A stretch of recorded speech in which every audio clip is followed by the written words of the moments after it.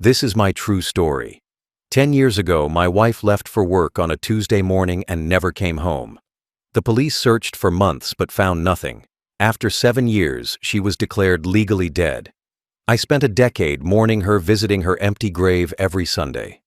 Last Saturday, I was driving through a town and stopped at a church where a wedding was starting. When I walked inside, my heart froze. Before that, tell us where you're watching from and what time it is there right now. And please subscribe to this channel so that my stories can reach more people. 10 years ago, my wife Jennifer left for work on a Tuesday morning, just like she did every other weekday. It was a completely normal morning. Nothing seemed different or unusual. We'd woken up at our regular time. We had coffee together in the kitchen like we always did. We talked about mundane things, what we needed from the grocery store, plans for the weekend. Normal married couple conversation that meant nothing at the time but would replay in my head a million times later. Jennifer was 42 years old then. We'd been married for 22 years. We had a 7-year-old daughter named Emma, who was the light of both our lives. Jennifer worked as an accountant at a firm downtown. She'd been with the same company for 15 years. She was good at her job and seemed happy there. Our marriage wasn't perfect, but it was solid. We didn't fight much. We still loved each other. At least I thought we did. That Tuesday morning, Jennifer got dressed for work in her usual business casual clothes. She packed her lunch like she did most days. She grabbed her purse and her work bag. She came over to where I was standing by the coffee maker and kissed me goodbye. A quick peck on the lips. Nothing special, just the automatic goodbye kiss of a couple married for over 2 decades. She said, "Love you. See you tonight."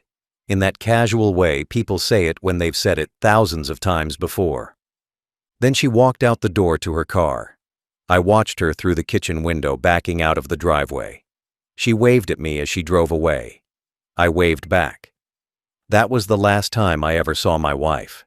The last image I have of her is through that kitchen window driving away in her silver Honda Accord on a perfectly ordinary Tuesday morning. I had no idea my entire life was about to fall apart. Jennifer never showed up to work that day. Her office called me around 10 in the morning asking if she was sick. They said she hadn't come in and hadn't called. That was unlike her. Jennifer was responsible and reliable. She always called if she was going to be late or absent. I told them I'd dropped her off that morning just fine and had no idea where she was. I tried calling her cell phone. It went straight to voicemail. I called again. Same thing. By noon, I was getting seriously worried. This wasn't like Jennifer at all. She always answered her phone. She always let people know where she was. I called her best friend. She hadn't heard from her. I called her mother. She hadn't heard from her either. Everyone I called said the same thing. They had no idea where Jennifer was, and it was very unlike her not to communicate. I called the police around 2 in the afternoon to report her missing. They told me I had to wait 24 hours before filing an official missing persons report, but they took down the information. They said to call back if she didn't show up by the next day. I spent that entire afternoon and evening calling everyone I could think of. Hospitals, her workplace again, friends, family. Nobody had seen or heard from her. The next morning, Jennifer still hadn't come home. I filed the official missing persons report. The police started investigating immediately once they heard the circumstances. A woman with no history of running away, just vanishing without a trace, was serious. They put out alerts. They started interviewing people. They began searching for her car. They found Jennifer's car 2 days later at a rest stop about 40 miles from our house. It was parked in the lot like she'd just pulled in for a quick bathroom break. Her purse was inside on the passenger seat. Her wallet was in the purse with all her credit cards and ID. Her phone was there too. Everything was exactly as it should be, except Jennifer herself was gone. The police searched the rest stop and surrounding areas extensively. They brought in dogs. They searched the woods nearby. They dragged the creek that ran behind the rest stop. They found nothing. No signs of struggle. No evidence of foul play. No witnesses who remembered seeing Jennifer. Security cameras at the rest stop showed her car pulling in around 9 in the morning, but the angle didn't capture her actually getting out. Then the car just sat there all day with nobody coming back to it. The investigation continued for months. Police interviewed everyone who knew Jennifer. They looked into her finances to see if she'd been planning something. They checked her computer and phone records. They followed up on every possible lead. But everything was a dead end. Jennifer had simply vanished without leaving any clues about what happened to her or where she went. The police had theories. Maybe she'd been abducted from the rest stop by someone who didn't leave evidence. Maybe she'd met with an accident in the woods that they couldn't find. Maybe she'd been the victim of a random crime. But they had no proof of anything. No body, no witnesses, no evidence. Just a missing woman and an abandoned car. After a year, the investigation slowed down. The police kept the case open, but there were no new leads to follow. After 3 years, it was basically cold. They'd done everything they could. By the time 7 years passed, Jennifer was declared legally dead by the courts. That's the standard waiting period for someone missing without evidence of death. 7 years, and then they're considered legally deceased. I spent the next 10 years of my life trapped in a state of frozen grief that never got better. Most people who lose a spouse eventually start to heal and move forward with their lives. They go through the stages of grief and come out the other side changed but functional. But I couldn't do that. I couldn't move forward because I had no closure. I had no body to bury. No answers about what happened. Jennifer had just vanished into thin air, leaving me with nothing but questions and pain. I never dated anyone in those 10 years. Friends and family eventually started suggesting I should try to meet someone new. They said Jennifer would want me to be happy. They said I was still young enough to find love again. But the thought of being with another woman felt impossible. How could I move on when I didn't even know if my wife was really dead? How could I start a new relationship when Jennifer might still be out there somewhere needing help? I stayed living in our house. The same house where we'd raised Emma. The same house where Jennifer and I had built our life together. People told me I should sell it and move somewhere without all the memories. They said staying there was keeping me stuck in the past. But I couldn't leave. What if Jennifer somehow found her way back and I wasn't there? What if she'd been suffering from amnesia all these years and one day her memory came back? I needed to be in our house waiting for her. I kept all of Jennifer's belongings exactly where she'd left them. Her clothes were still hanging in our closet.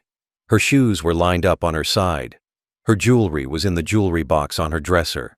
Her toiletries were in the bathroom cabinet. I couldn't bring myself to pack any of it away or donate it. Every item felt like a piece of her I couldn't let go of. Some nights I'd go into the closet and just stand there holding her clothes, trying to remember what she smelled like. Photos of Jennifer were on every wall in our house. Pictures from our wedding. Pictures from vacations we'd taken. Pictures of her holding baby Emma. Family photos from holidays and birthdays. I surrounded myself with images of her face. I needed to see her every day. I needed to remember her smile. I was terrified that if I put the photos away, I might start forgetting what she looked like. That felt worse than death somehow.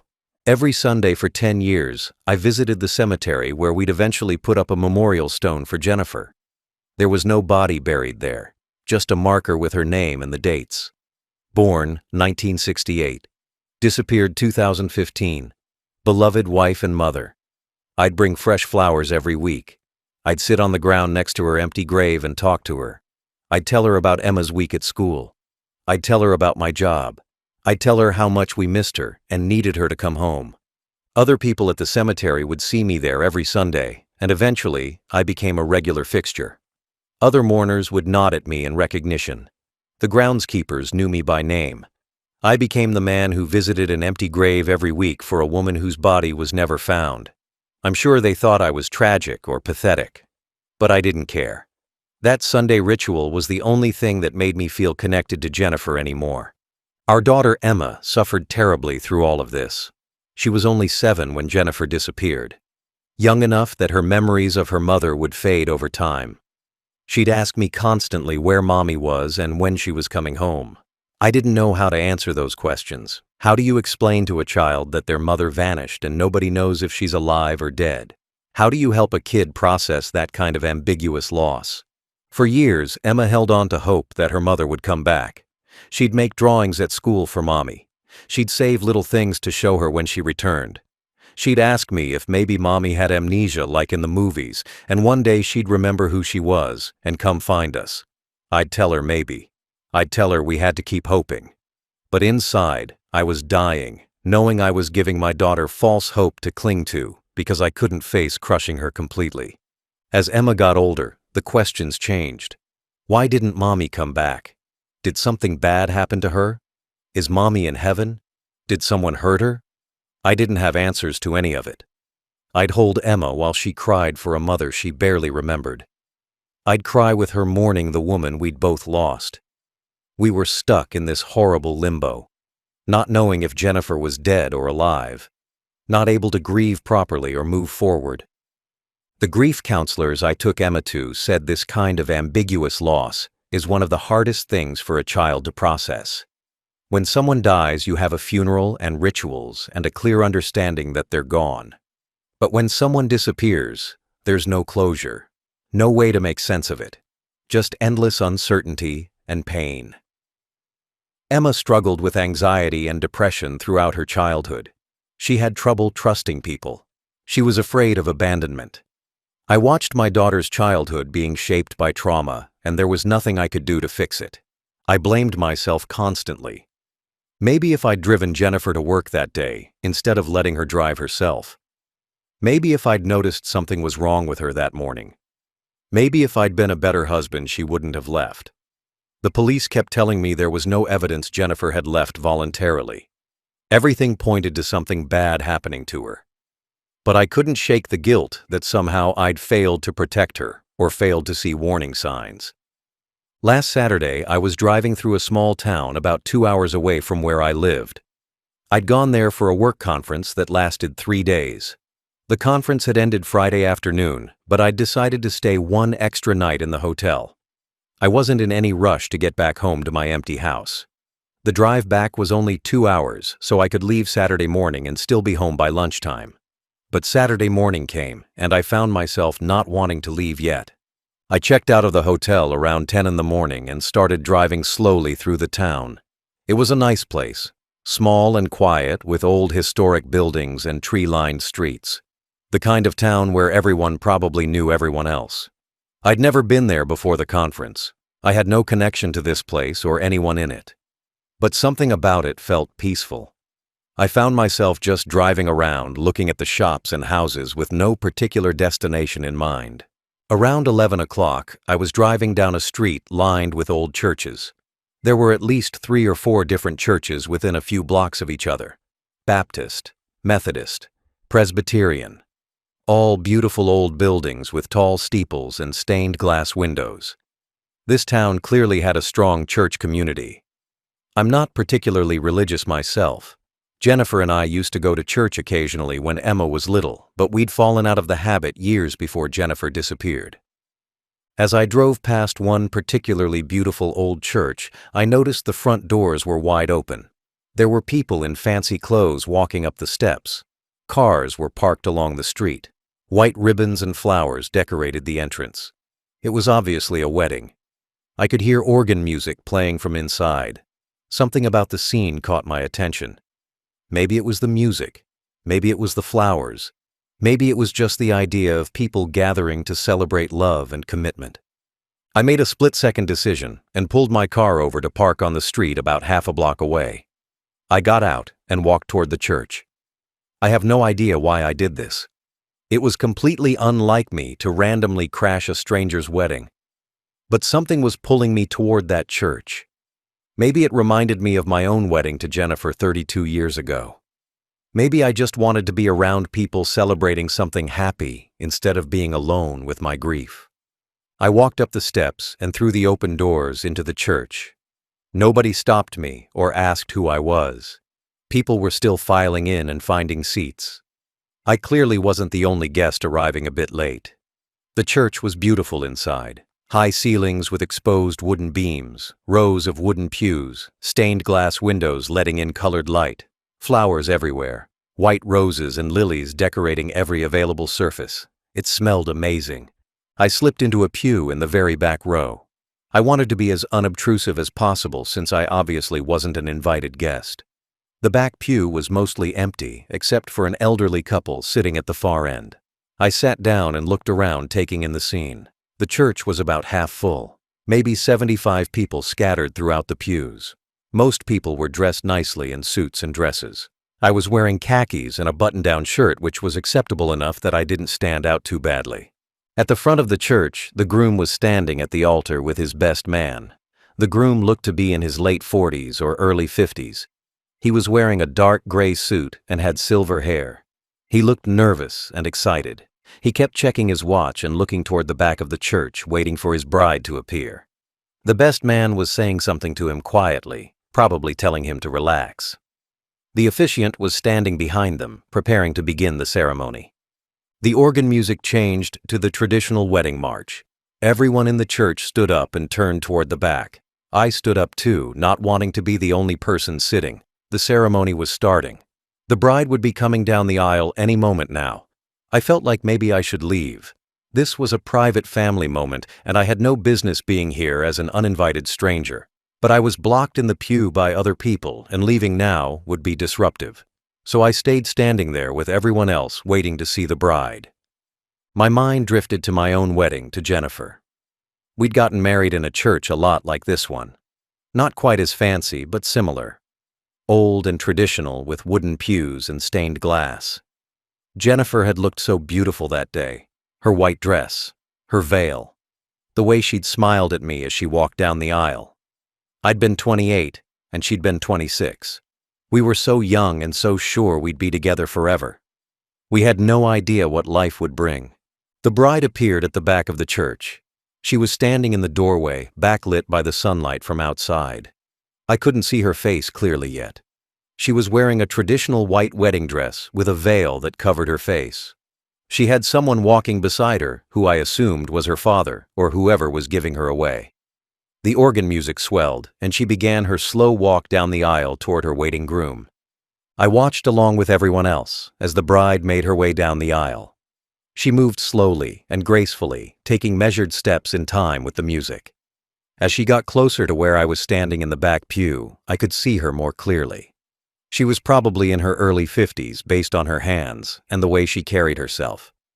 Her dress was elegant and age-appropriate. She looked happy and confident. The bride continued her slow walk down the aisle, passing pew after pew of guests who stood watching her with smiles. She was getting closer to where I stood in the back row. As she approached, I found myself studying her more carefully. Something about the way she moved triggered a strange feeling in my chest, a sense of recognition I couldn't quite place.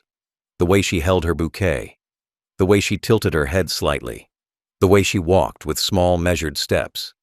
It all felt familiar somehow. I told myself I was being ridiculous. This was just some random bride at some random wedding in a town I'd never been to before. My mind was playing tricks on me because weddings made me think of Jennifer. I was seeing connections that didn't exist. I was projecting my grief onto a complete stranger. But I couldn't shake the feeling that something about this woman was familiar. Something about her posture and movement reminded me of someone. The bride was now only about 3 pews away from where I stood. She was focused straight ahead, looking at her groom, who was waiting for her at the altar with tears in his eyes. But as she passed the pew, right in front of mine, she turned her head slightly to the left. Maybe she was looking at someone she knew sitting in that pew. Maybe she was just glancing around at all the people watching her. Whatever the reason, she turned her head just enough that I could see her profile clearly through the veil. My heart stopped. Everything around me seemed to freeze. The organ music faded into background noise. The other guests disappeared from my awareness. All I could see was the profile of the bride who had just turned her head. The shape of her nose, the curve of her jaw, the way her ear looked. The small scar I knew was above her left eyebrow, even though I couldn't see it through the veil. This wasn't a stranger. This was Jennifer, my wife. My supposedly dead wife who I'd been mourning for 10 years. I couldn't breathe. My lungs stopped working. I stood there gasping, trying to pull air into my body, but nothing was happening. My chest felt tight, like someone was squeezing my heart. My vision started to blur at the edges. I gripped the pew in front of me to keep from falling over. My knees were weak. My hands were shaking. Everything in my body was shutting down from shock. The bride kept walking.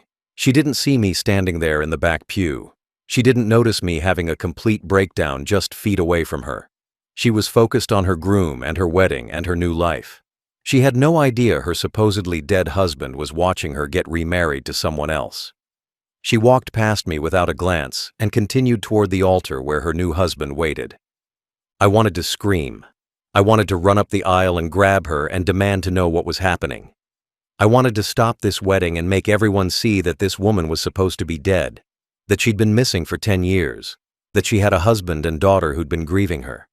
But I couldn't move. I was paralyzed by shock.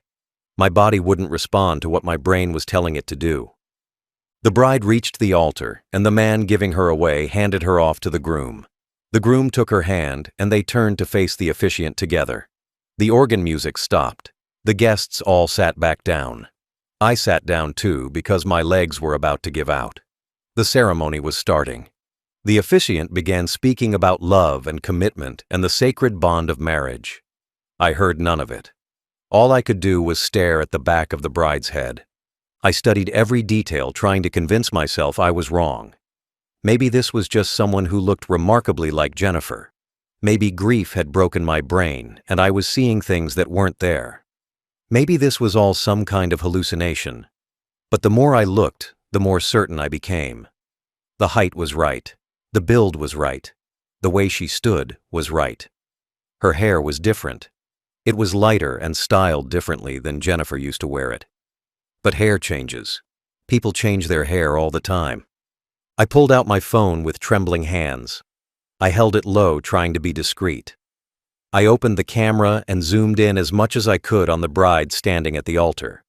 I took several photos. My hands were shaking so badly the pictures were probably blurry, but I needed documentation. I needed proof that I wasn't losing my mind.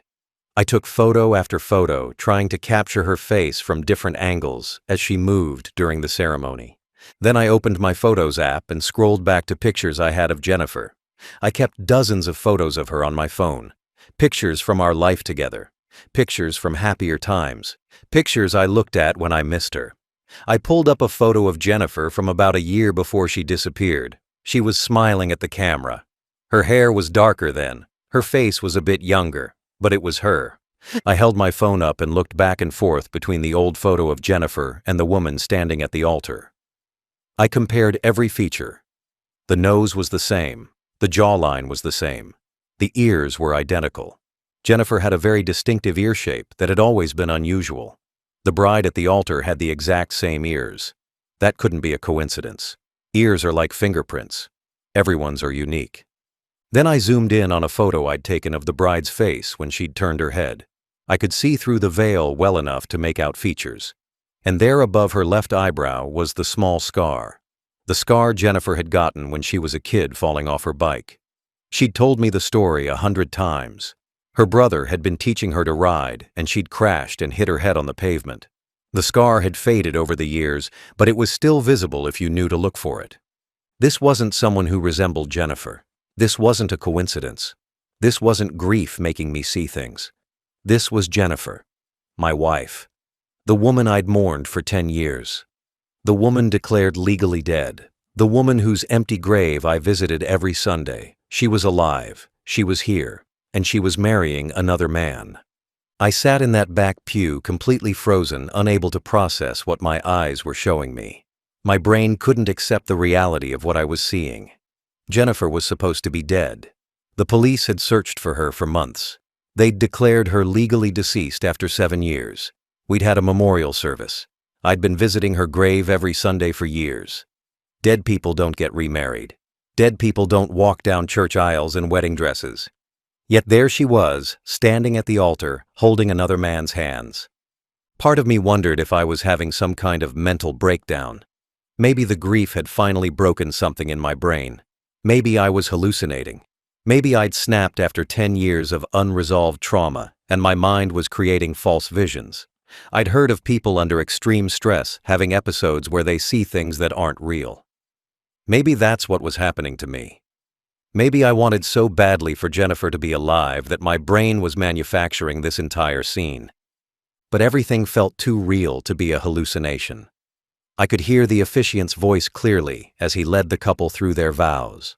I could smell the flowers decorating the church. I could feel the hard wood of the pew beneath me. I could see other guests around me watching the ceremony with smiles. All of it was concrete and tangible. This wasn't a dream or a vision. This was actually happening. Jennifer was actually standing at that altar. I looked at her again, studying every detail, trying to find something that would prove I was wrong. Maybe this woman just had an incredible resemblance to my wife. Maybe she was a doppelganger or a long-lost twin Jennifer never knew about. People say everyone has a double somewhere in the world. Maybe I'd just encountered Jennifer's double at the worst possible moment.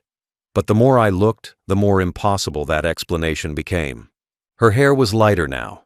Jennifer used to have dark brown hair that she wore shoulder length. This woman's hair was a lighter brown with blonde highlights and was cut shorter in a more modern style. But hair changes. Hair color and style can be altered easily. That meant nothing. Underneath the different hair, the face was identical. The shape, the features, the proportions. Everything matched perfectly. She was older, obviously. Jennifer would be 52 now, just like this woman appeared to be. 10 years had passed. People age. Lines form around the eyes and mouth. Skin loses some of its elasticity. But the aging was exactly what I'd expect. This woman looked like Jennifer would look after a decade. Not like some random person who happened to share similar features. Like the exact same person aged by 10 years. The way she moved was what really convinced me beyond any doubt. Everyone has distinctive mannerisms and movements that are as unique as fingerprints. The way Jennifer used to tilt her head when she was listening closely to someone. The way she'd touch her ear when she was nervous. The way she'd shift her weight from one foot to the other when standing still for too long. I'd been married to her for 22 years. I knew her physical habits intimately. This woman at the altar had all those same mannerisms. As the ceremony progressed, I watched her tilt her head in that exact distinctive way when the officiant was speaking to them. I saw her reach up and touch her ear briefly during a quiet moment. I saw her shift her weight the same way Jennifer always did. These weren't conscious choices. These were automatic physical habits that were part of who someone was. You can change your hair and your name, but you can't change those deep ingrained movement patterns. The groom was saying his vows now. He was speaking about how he'd waited his whole life to find someone like her. About how she'd made him believe in love again. About how blessed he felt to spend the rest of his life with her. He was crying as he spoke.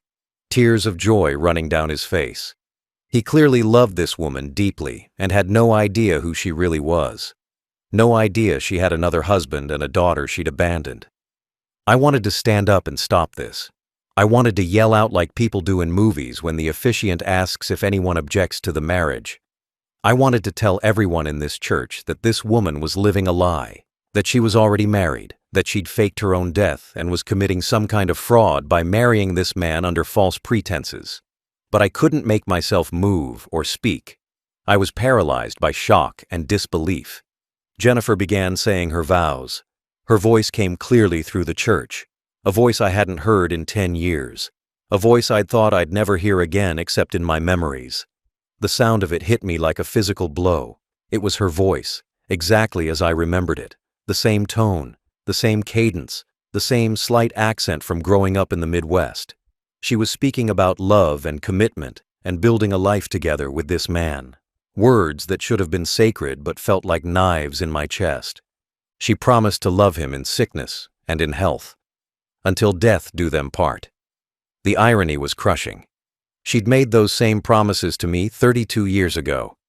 Promises she'd broken by vanishing and letting me think she was dead. Now she was making them again to someone else, while I sat in the back of the church watching the woman I'd mourned for a decade pledge her life to a stranger. The ceremony continued. They exchanged rings. The officiant pronounced them husband and wife. The groom lifted Jennifer's veil and kissed her. I got a clear view of her face in that moment. It was definitely her. There was no question anymore. No room for doubt. This was Jennifer, my wife, alive and well and married to someone else. The newly married couple walked back down the aisle together as husband and wife. Everyone was clapping and cheering for them. The organ was playing cheerful music. People were smiling and wiping happy tears from their eyes. It was a beautiful moment for everyone in that church except me. I sat frozen in the back pew watching my supposedly dead wife walk past me on the arm of another man. She was smiling radiantly. She looked genuinely happy. She looked like a woman in love starting a new chapter of her life. As she walked past my pew, she was only about 4 feet away from me. Close enough that I could have reached out and touched her. Close enough that if she'd looked in my direction, she would have seen me clearly. But she didn't look. She was focused on her new husband and the guests congratulating them as they passed. She had no idea the man she'd been married to for 22 years was sitting right there watching her. She walked right past me and out the church doors into the sunlight. The other guests started filing out of their pews heading toward the exit. I stayed seated. I couldn't move yet. My legs felt like they were made of concrete. My whole body was shaking. I was taking deep breaths, trying to calm down enough to think clearly. I needed to figure out what to do next. I needed to make sense of what had just happened.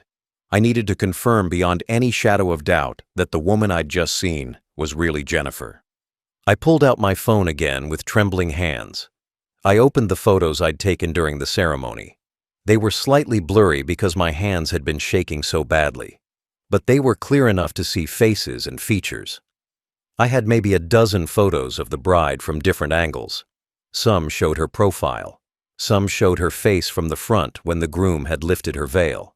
Some caught her smiling or talking. I opened my photo album and found pictures I'd saved of Jennifer from our life together. I had hundreds of photos of her stored on my phone. I'd transferred them from old albums and cameras over the years. I couldn't bear to lose any images of her. Now, those photos were about to serve a purpose I never could have imagined. I was going to use them to prove my dead wife was actually alive.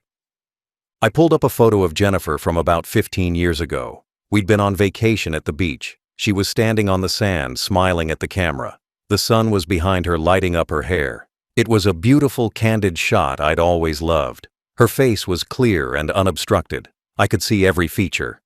I zoomed in on her face and studied it carefully. Then I looked at the photos I'd just taken of the bride. The nose was identical.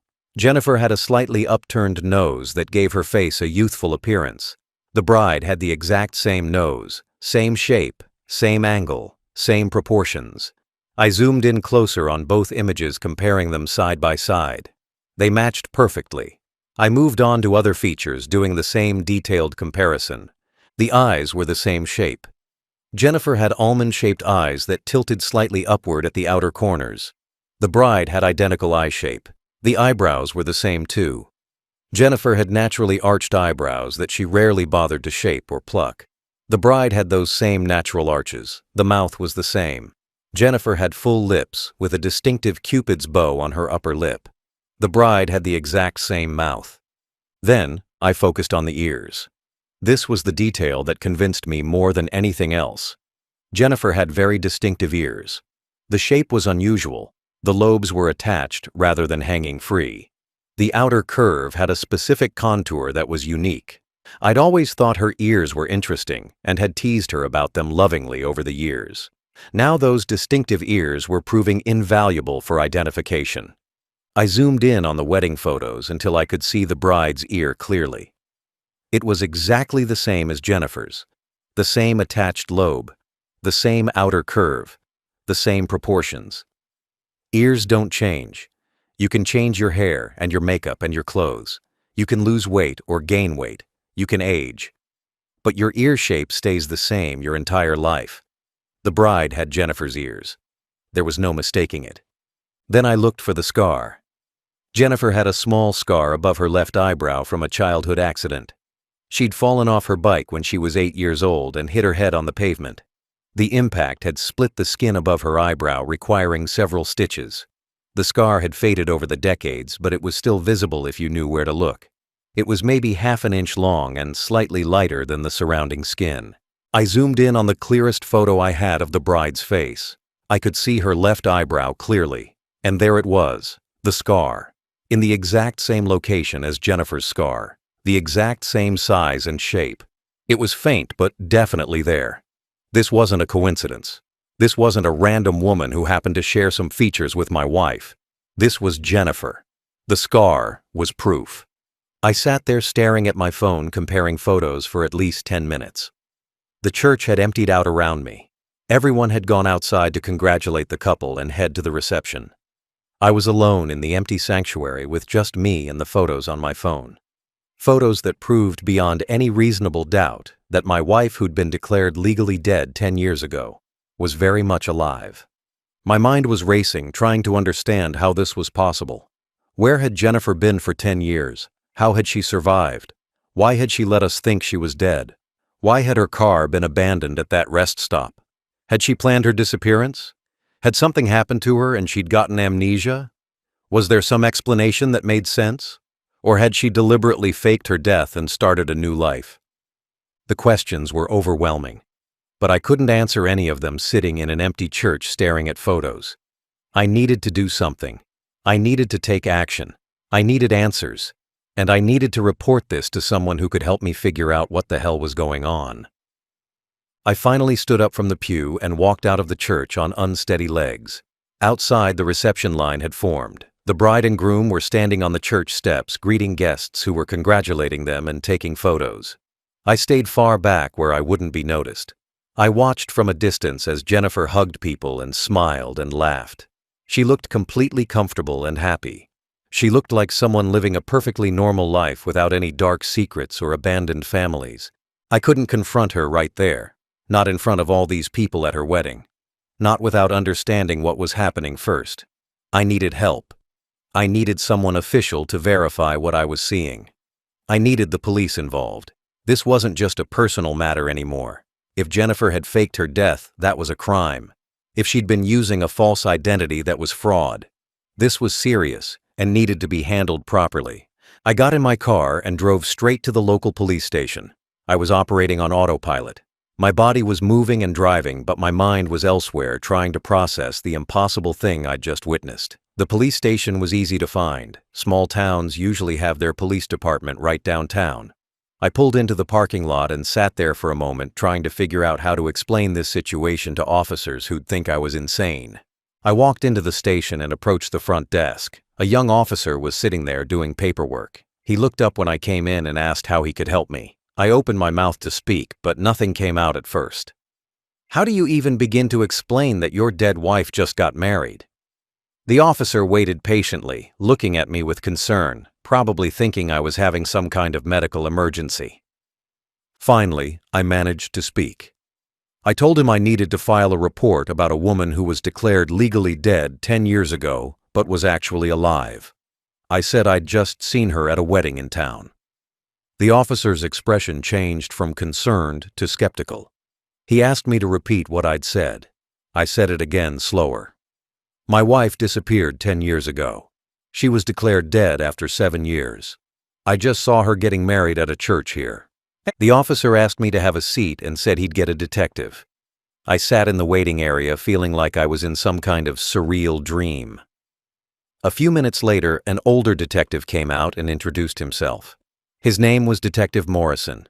He asked me to come back to his office so we could talk privately. I followed him through the station to a small office with a desk and 2 chairs. Detective Morrison asked me to explain the situation from the beginning. I told him everything. How Jennifer disappeared 10 years ago. How her car was found abandoned. How the police searched for months. How she was eventually declared legally dead. How I'd been living as a widower, raising our daughter alone. How I'd happened to walk into a church wedding today and recognize the bride as my supposedly dead wife. I could see the detective was skeptical. His expression said he thought I was either lying or crazy or both. He asked if I was sure it was really my wife. I pulled out my phone and showed him the photos I'd taken at the wedding. Then I showed him old photos of Jennifer from our marriage. I pointed out all the matching features: the nose, the ears, the scar above her eyebrow. I showed him how identical they were. Detective Morrison studied the photos carefully. He zoomed in on different features, comparing them.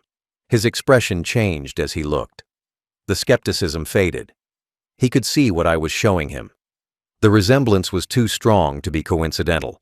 He asked if I had any official documentation about Jennifer's disappearance. I said yes. I had the police reports from my hometown.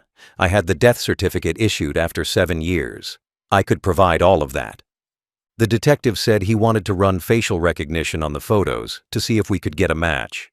He asked me to email him the best photos I had of both the bride and Jennifer.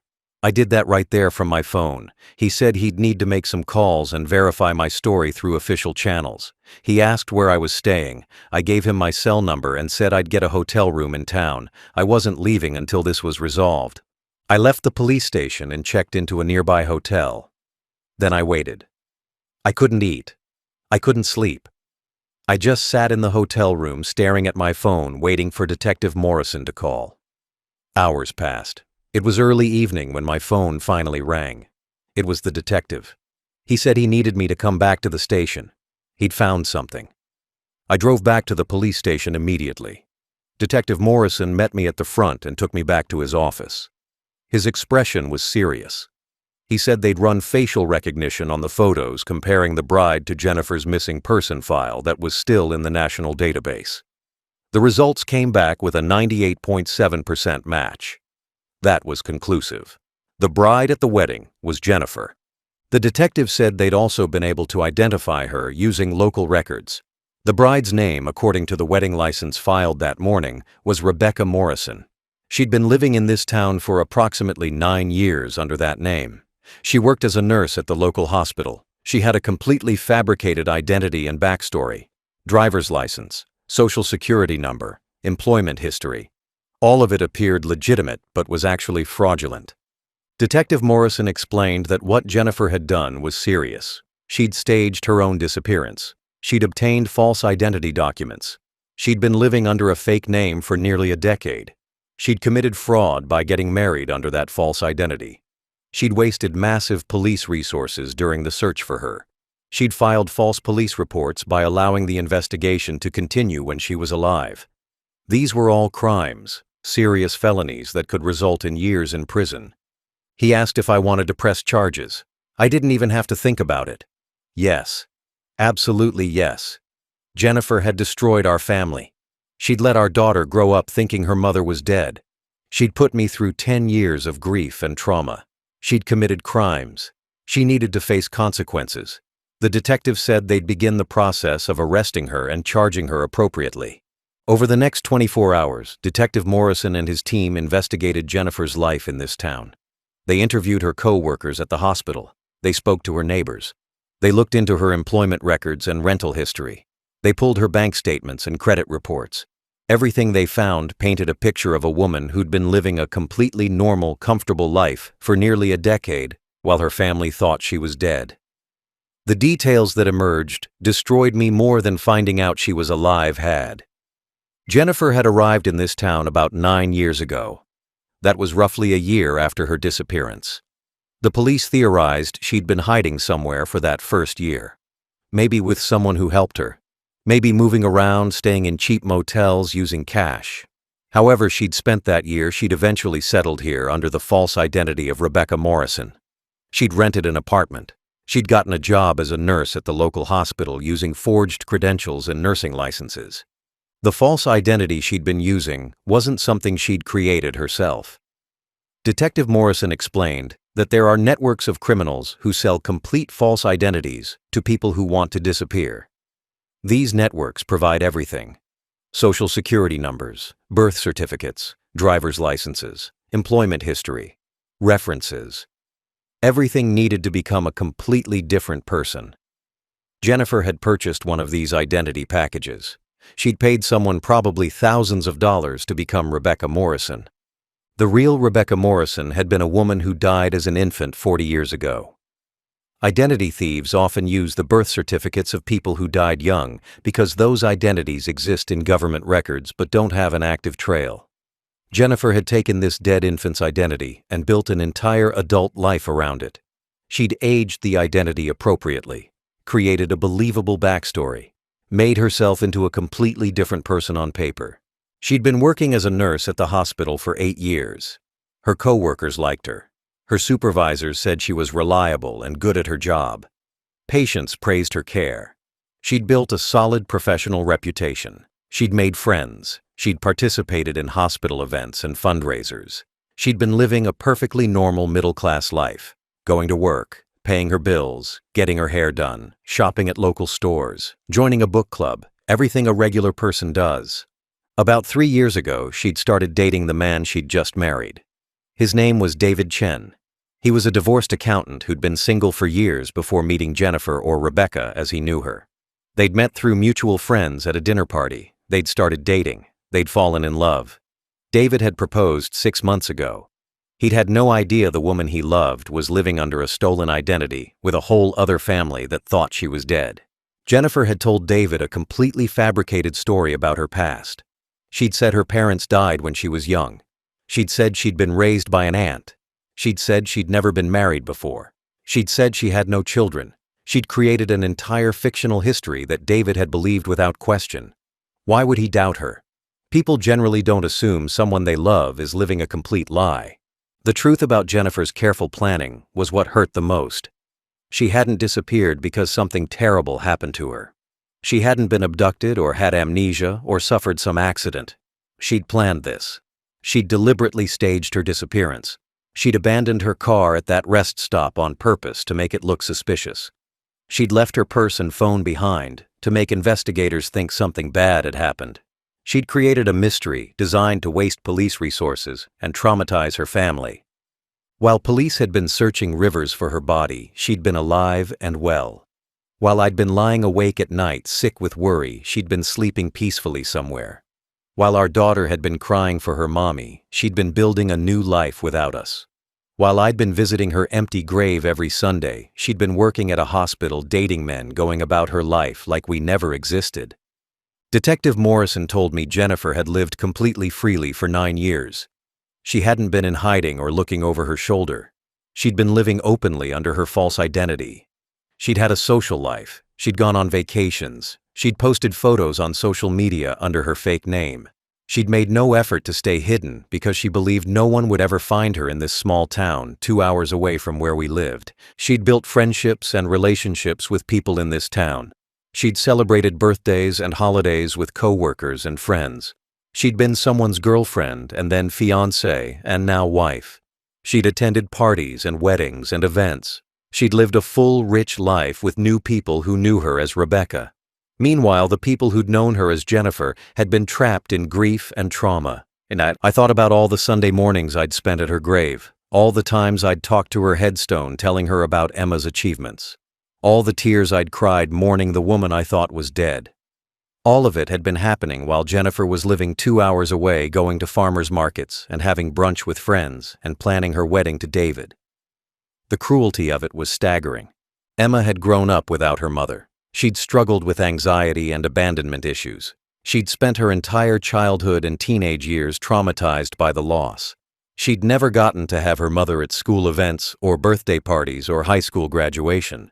She'd missed out on having a mom to talk to about girl problems and relationships and life. All because Jennifer had decided motherhood was too hard or too boring or too confining. I'd wasted 10 years of my life grieving. 10 years I could have spent healing and moving forward and maybe finding love again. 10 years I could have spent being a better father to Emma instead of being consumed by grief and depression. 10 years of my life stolen by Jennifer's selfishness and cowardice. She'd been too much of a coward to just ask for a divorce like a normal person. Too cowardly to have an honest conversation about being unhappy. So she'd faked her death instead. Detective Morrison told me they were going to arrest Jennifer 3 days after her wedding. They needed time to prepare the case and get all the warrants in order. They were charging her with multiple felonies: identity theft, fraud, filing false police reports. Each charge carried serious prison time. The detective asked if I wanted to be present when they brought her in for questioning. I said yes. I needed to see her face when she realized her new life was over. I needed to hear her explain why she'd done this to us. The police had tracked down where Jennifer and David were staying for their honeymoon. They'd booked a nice hotel about an hour away at a resort on a lake. They were supposed to be there for a week, enjoying their first days as a married couple. Instead, their honeymoon was about to be interrupted by police with arrest warrants. Detective Morrison said they'd bring her back to the station, and I could see her there after they'd processed her and read her rights. I waited at the police station that morning feeling sick with anticipation. I hadn't slept in 3 days. I couldn't eat. My mind kept replaying everything.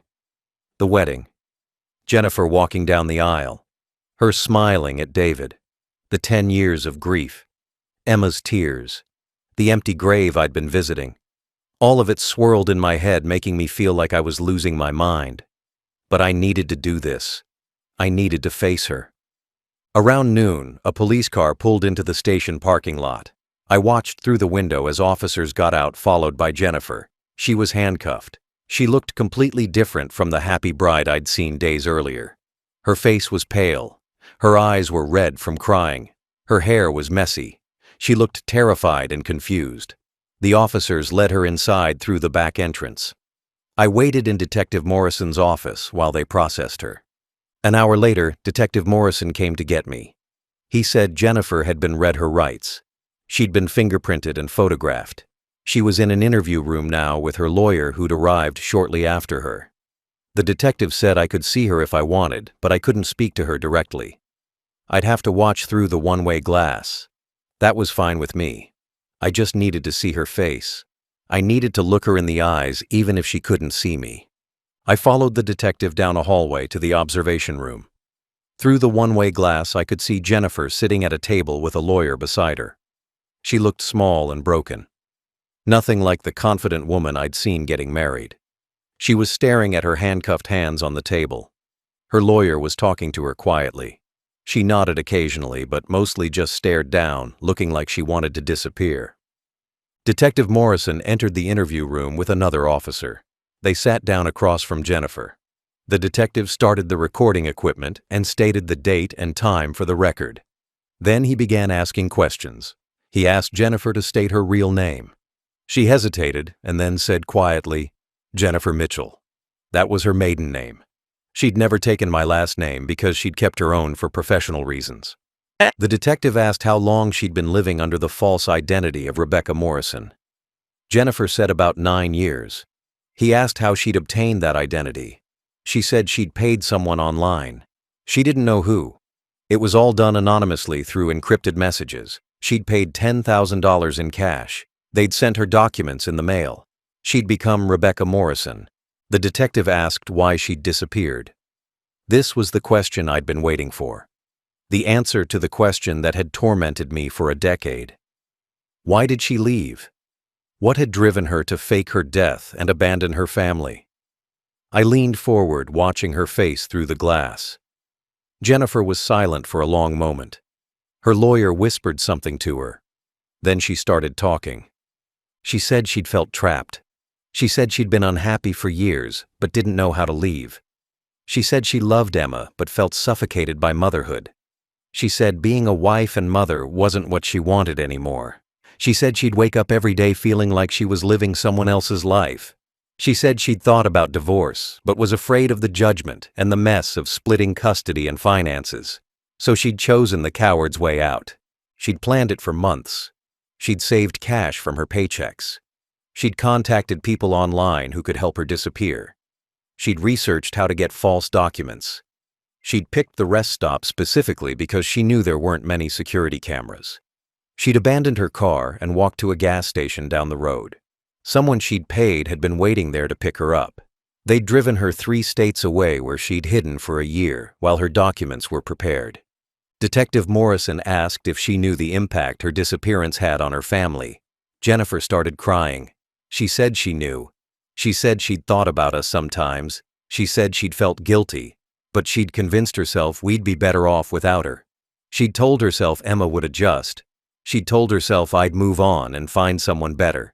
She'd rationalized her actions to make herself feel less horrible about what she was doing. The detective asked why she'd never reached out to let us know she was alive. Why she'd let us grieve for 10 years. Jennifer had no good answer. She just kept saying she was sorry. She said she'd made terrible choices. She said she'd been selfish and cowardly. She said she wished she could take it back. But sorry didn't fix anything.